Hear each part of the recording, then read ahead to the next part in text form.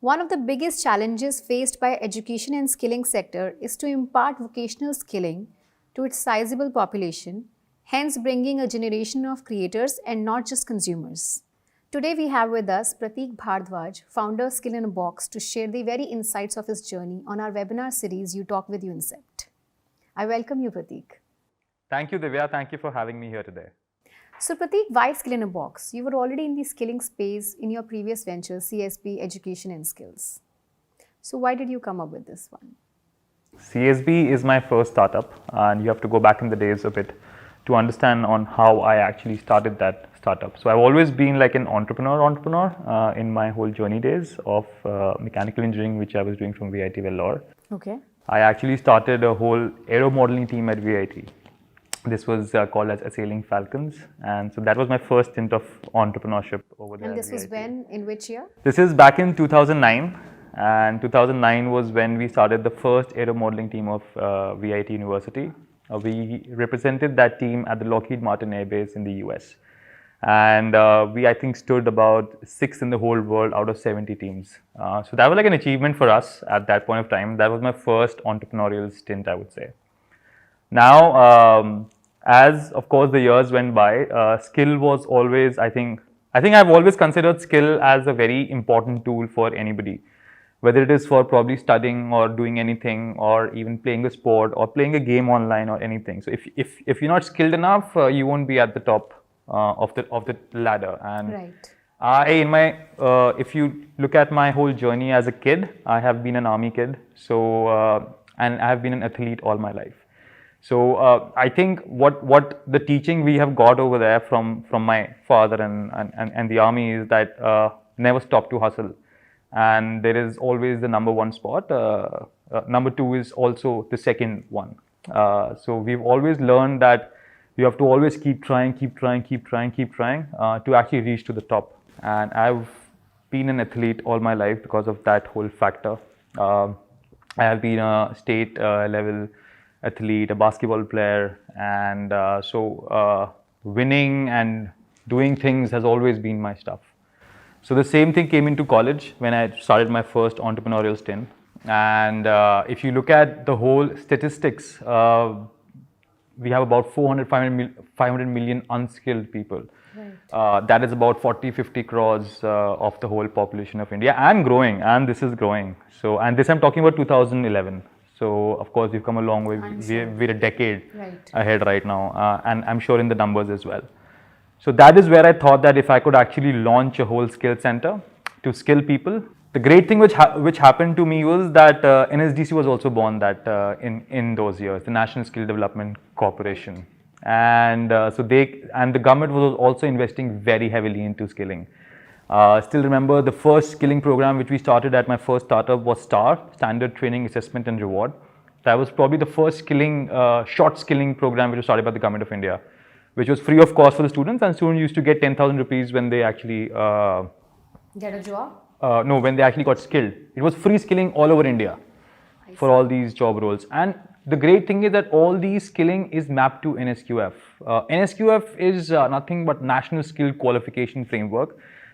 It's actually India's vocational skilling framework, which has been in existence since a very long time, but people do not know about it. And I think that is something which we aim to also remove, that we want people to know about the different vocational skills which are mapped to government standards and which can actually help you in getting employed and getting in and earning an income at the end of the day. Like you said, Prateek, there are about 40 to 50 CR of people who are, or more, who are unskilled. So how do you plan these people, the market, through Skillinabox?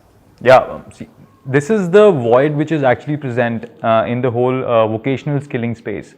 The edtech market is flocking right now, and we have a lot of edtech startups, as you can already see, but nobody is catering to the skilling space. The only person catering to the skilling space right now is the government of India with its own skill centers, where innovation has not penetrated a lot like it should, like in the edtech segment, or probably the ITIs and the polytechnics of India. So market is really huge, and we, on the other hand, have tried to address different business models like B2B, B2C, B2B2C, of setting up own hybrid skill centers. In fact, we have just partnered with Centum, the Bharti Airtel CSR group, which has partnerships with about 2,000 government schools and has about 15 skill centers spread across India. We have partnered with them to open small size hybrid dynamic skill centers in about 500 districts, where people like those skill centers are going to be very dynamic in nature. The job role is going to change every month, and you don't need a 10,000 square feet of area for that. You just need like Skillinabox ka whole program with its do-it-yourself kits. And people who want to learn makeup can learn makeup. People who want to learn electronics can learn electronics. People who want to learn fashion designing can actually become a fashion designer over there. So this is a good, huge mandate what we are catering to right now. So you see, a huge percentage of India's population is still unskilled. So how are you trying to tap this market? Right. So Divya, see, the market is really huge because we don't have a lot of people in the skilling ecosystem. The only people, the massive players in the skilling ecosystem is the government of India through its channel partners like ILFS or Centum and all these other players. Or it's just the ITIs and the polytechnics doing their jobs. But that's not sufficient for about a 40-50 crore population and counting. So the whole solution of Skillinabox is that we have actually miniaturized the whole training center into a box. That today, anybody at your doorstep can get skilled and certified and employable in respective job roles at your doorstep, and also assessed and certified by the government of India. So in order to address this whole big problem of unskilled 40-50 crore people and counting, I started Skillinabox. This is my spin-off of my first startup. As the name goes, you learn a skill from a box. And what we've done is we've miniaturized the whole skilling program, the whole skilling center into a box for multiple domains, be it technology, be it fashion, be it beauty and wellness, hospitality, everything, etc. So today with Skillinabox, you can actually get skilled and certified by the government of India at your doorstep and become employable in that segment. During this COVID time, Yes. a lot of people have lost their jobs, lives, and unless they are skilled, they're not going to be hired by anybody. So one reason is, I think we need to understand why did we even venture into other job roles. So what happened during the first wave of COVID, during lockdown, masks were बहुत सारे बिक रहे थे. But I had people in my own domain, in my own vicinity, basically the small tailors who had lost their jobs, the small maid servants who had lost their jobs and who didn't have any money.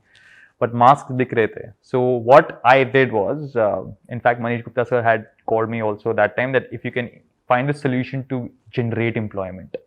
So we made a DIY kit, a small prototype of a DIY kit where we had a sewing machine and some cloth for making masks. And in fact, this is one on my website also we started. We started a platform called as EmpowerX. Okay. Where we distributed this DIY kits to maid servants and tailors who could actually created masks. They created masks and we sold it on our website. Wonderful. So we sold about 3,000 odd masks over there, and that was a proven business model. And so maybe that gave you an idea to venture into other domains as well. So that was like a stepping stone to success. That was like a validation for us that these skills are going to work at your doorstep. And so that's a good thing which happened in the COVID time for us, and we just basically caught on to that. So I would say Manish Gupta sir, yeah, that idea you just. He made us think that what can be done, and he made us think on all domains in the technology domain of what we could do, because he knew that we were into tech. That if you could create. You know why? Because he already was running a foundation called Kamarth. Yeah. And I remember there were 8 courses. Now it has pivot. It is offering more things than what it was offering earlier. But we had 8 courses under this foundation, and he generated employment opportunities for about 70% of the people who he skilled through Kamarth. Through that foundation. Yeah. And I remember it was 14,000 people Wow. who were given skilling courses, Yes. and 70% of them were given employment. Wow. Opportunities as well. Yeah. So I think with his experience only, he gave me that call, because I was in the skilling space. And that is where we found a solution, and that solution has become a business right now. I'm glad.